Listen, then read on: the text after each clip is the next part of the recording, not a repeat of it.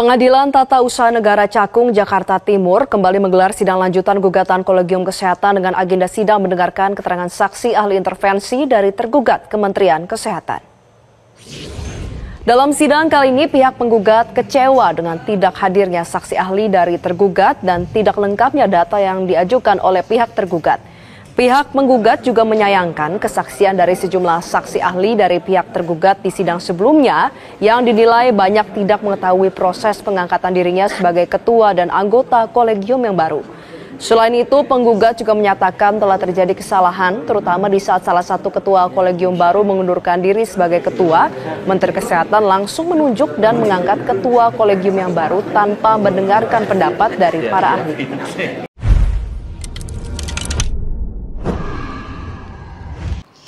Assalamualaikum warahmatullahi wabarakatuh. Waalaikumsalam warahmatullahi wabarakatuh. Alhamdulillahi wa syukurillah wa ni'matillah la haula wa la quwata illa billah.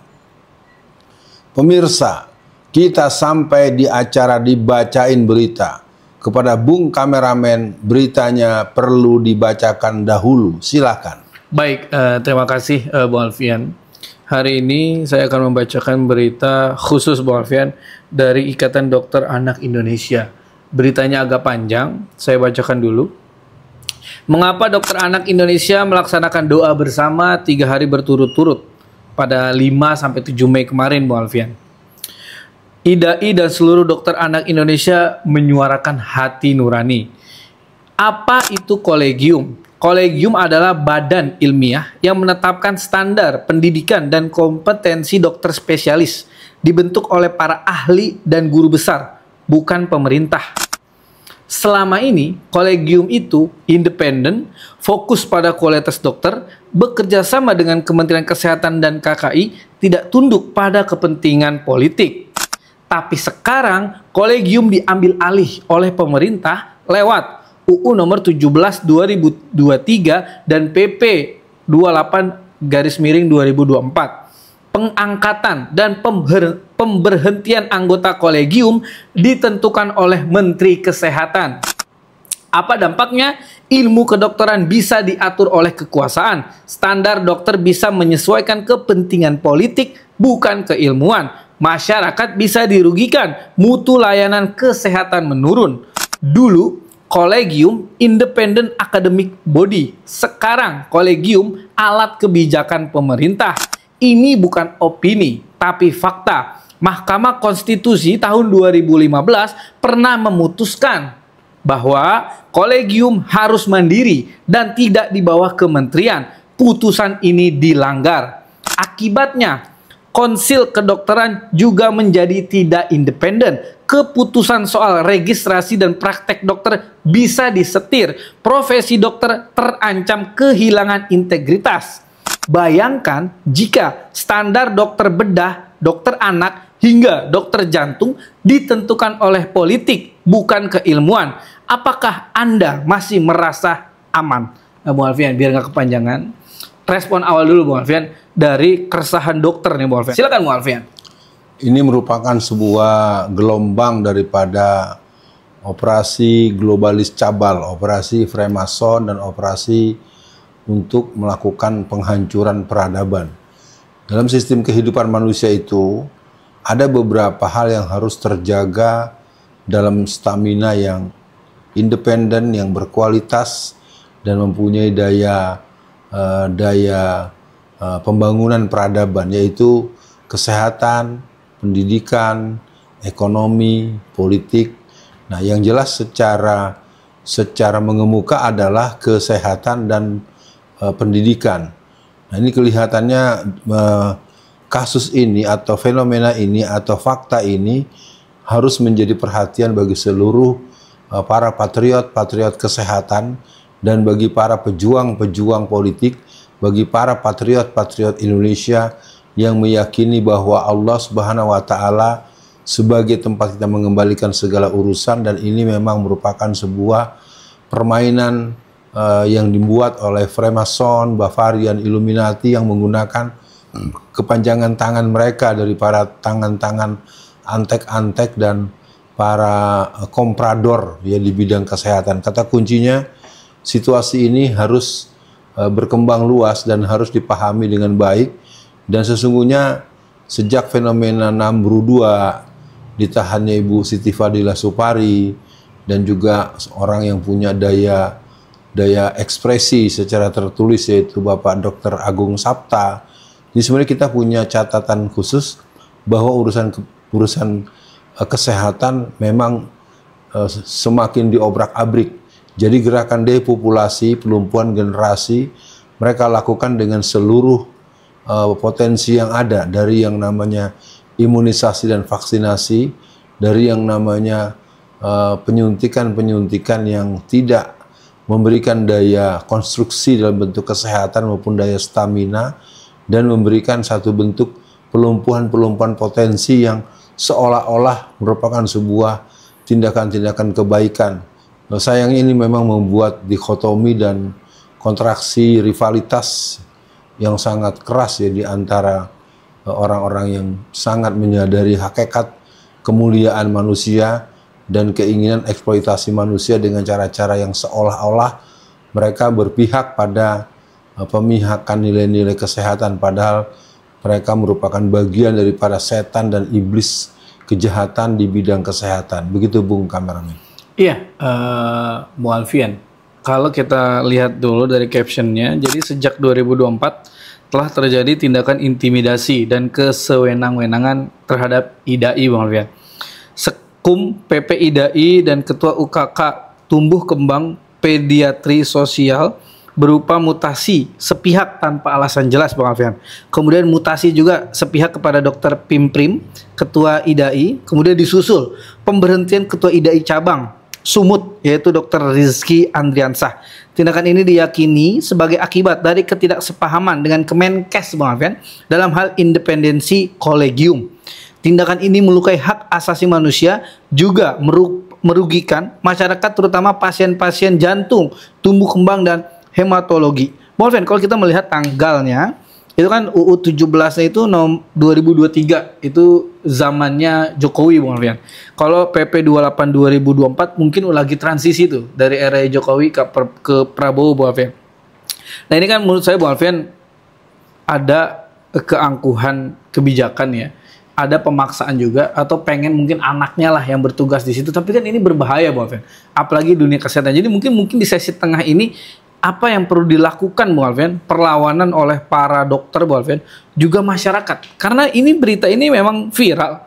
Tapi ya viral-viral saja, Bung Alfian. Nggak ada seperti dobrakan gitu. Silakan, Bung Alfian. Ya, siapa yang mendobrak? Semua persoalan akan berujung pada kriminalisasi. Dan orang-orang yang punya keberanian itu pun seperti yang dialami oleh Pak Dr. Agung Sapta pun demikian. Jadi buat pemirsa, saya ingin menjawab pertanyaan Bung Kameramen bahwa bagaimana, yang jelas para dokter-dokter tersebut harus melakukan konsolidasi internal. Harus ada pembicaraan secara internal dengan ikatan organisasi profesi yang mereka punya, dan mereka harus punya kesungguhan untuk berbicara dengan komisi yang membidangi kesehatan di DPR RI.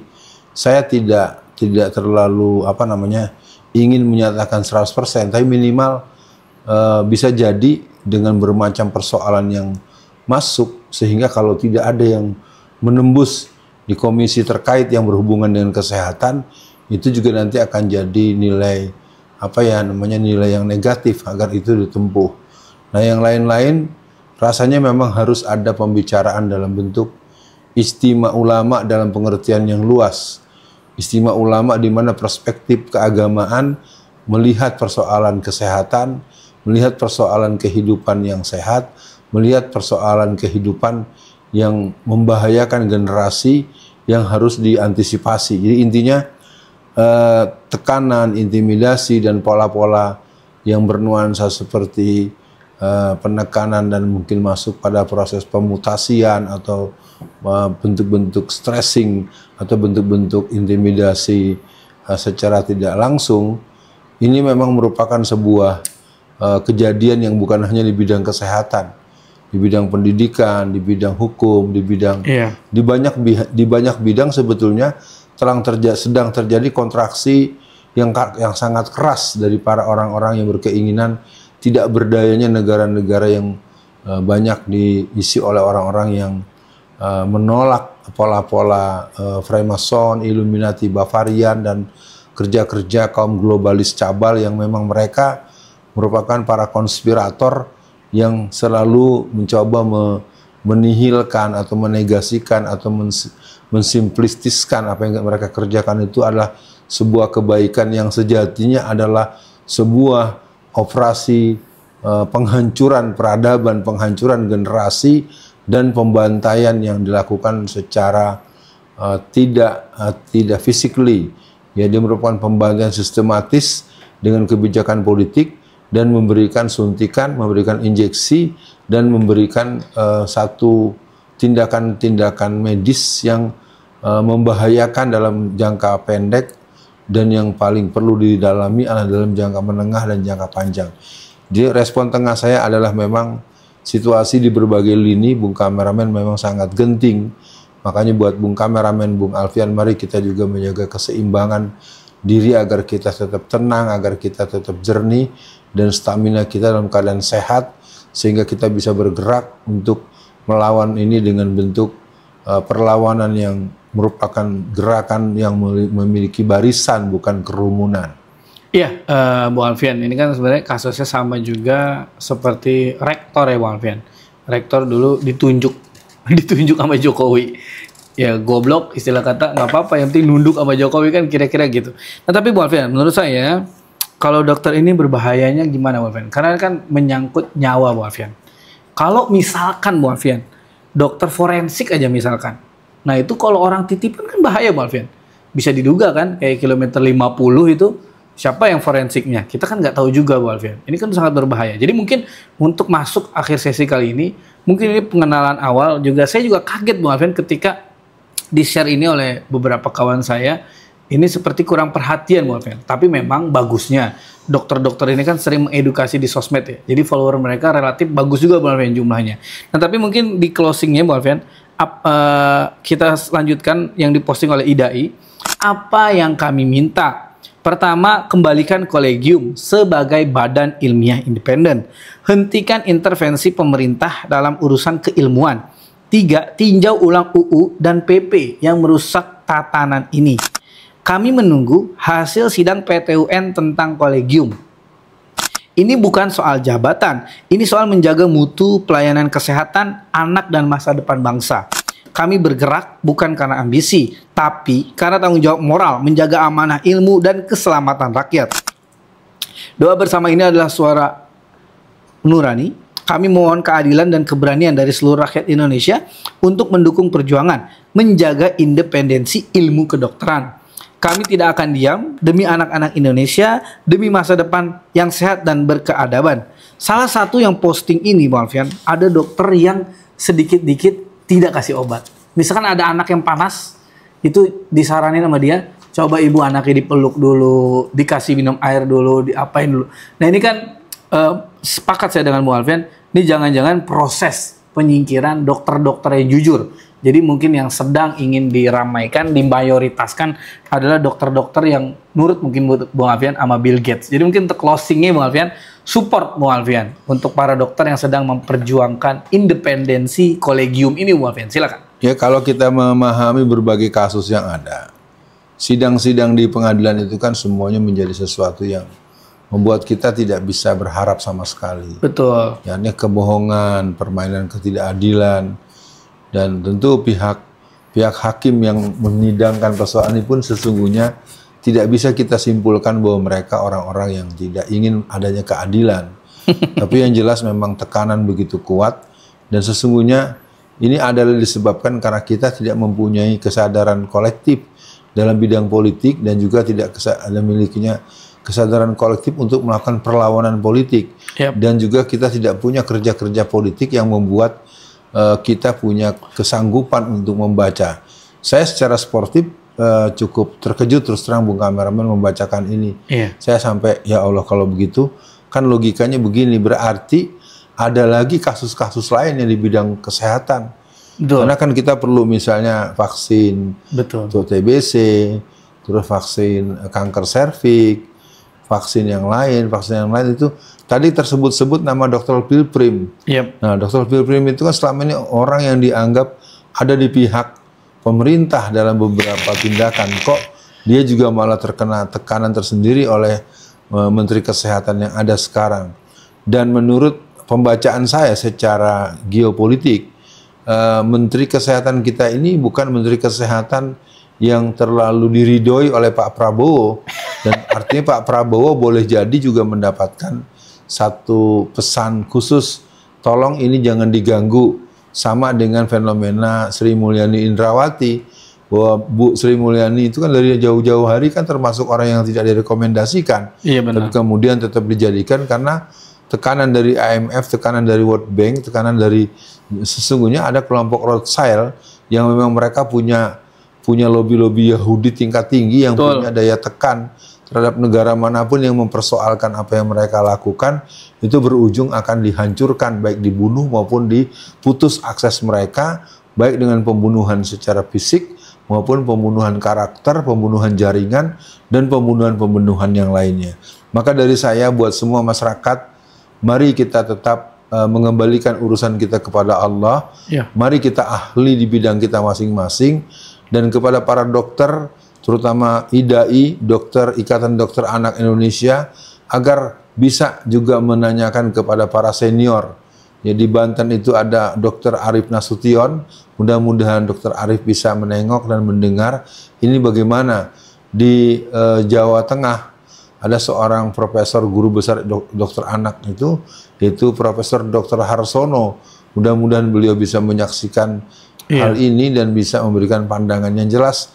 Lawan dengan sistematis, dengan keilmuan, dan dipandang perlu kita akan berperang secara bentuk apapun untuk orang yang dengan sengaja ingin menghancurkan generasi Indonesia. Sekian, Assalamualaikum warahmatullahi wabarakatuh.